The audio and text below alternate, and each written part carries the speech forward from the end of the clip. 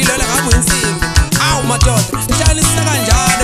kanjalo zani nababhemba ngakithi madoda insizwa kithi dana nazo lengoma ukhona umsisi ukhona umasondeza ukhona undabenhle ukhona umkhelisi ukhona ungiga ukhona uvela ukhona ulusha uhawu udumo usalile usalela asambeni insizwa zakithi kade ngasho ngathi kulate man